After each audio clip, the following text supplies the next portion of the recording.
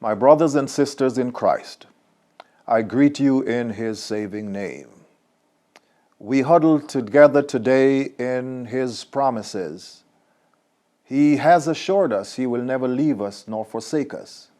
He has shown in history that He is the God above all situations. So today, I encourage you in this serious time to be clear that while the times are serious, we will not panic. We will trust in God while being concerned. This is a time that is classified by the World Health Organization, as well as our political leaders, as a public health emergency, and we should respect and regard it as such. Our administration continues to communicate, to plan, devise strategies, revise our strategies, revisit our plans as it relates to keeping all of us as safe as we possibly can.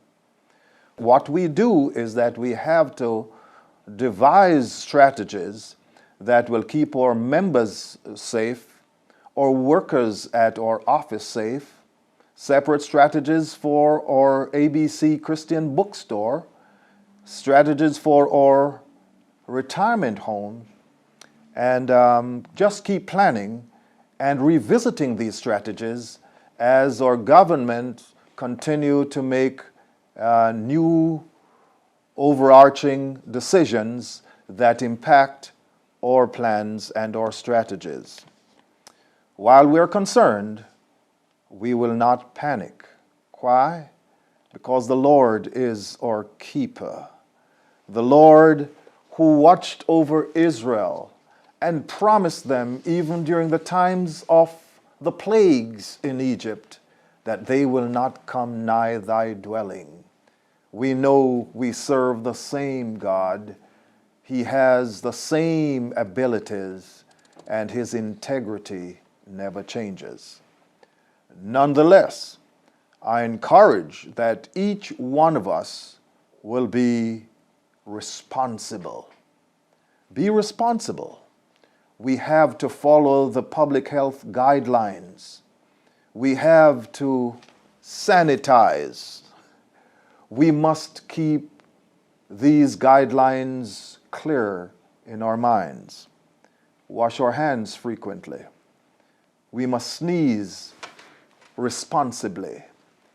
We must practice social distancing and continue to sanitize.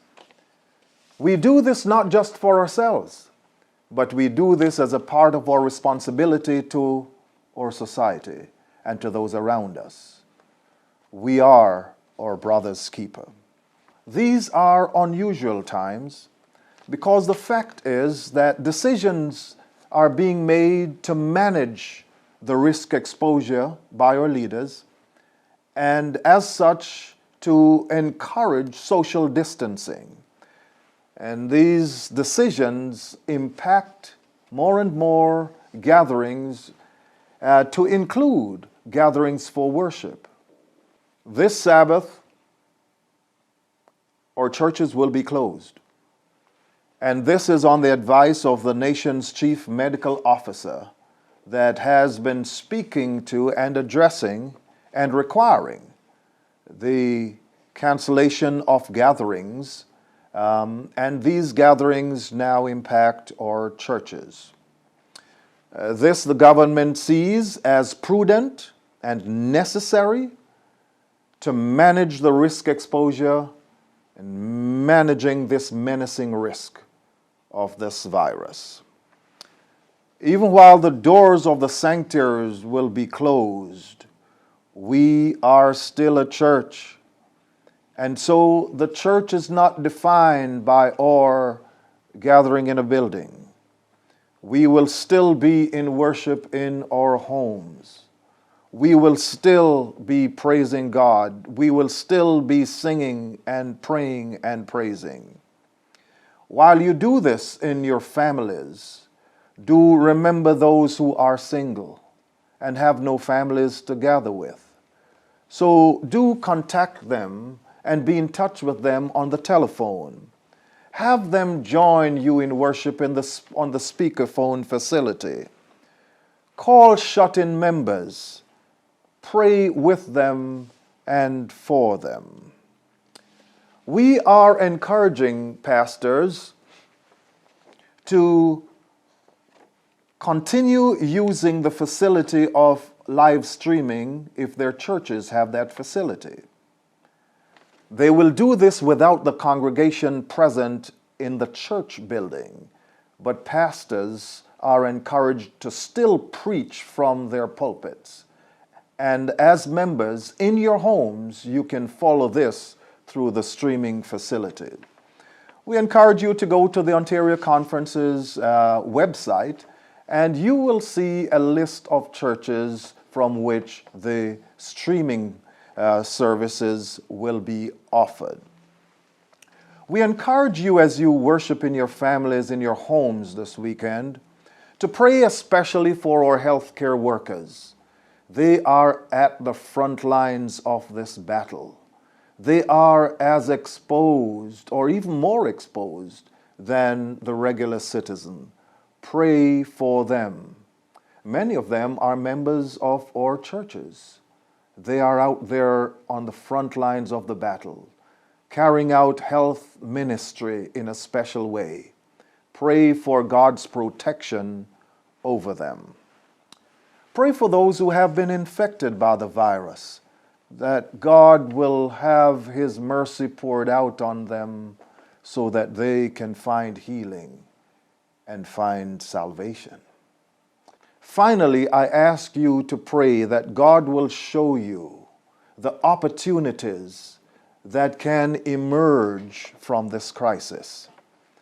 I suggest that family members, co-workers, neighbors, friends who may not have been disposed to your praying for them and with them in the past may be more open to that. Use your telephone for this ministry. Call your co-workers. Call your neighbors. Pray with them that God will cover them. These are important moments for all of us. Take this time to enrich your walk with Christ. Spend time with the Scriptures. Spend time in prayer. Do not forget that God is our refuge and strength, a very present help in time of trouble. Trust Him. God bless you.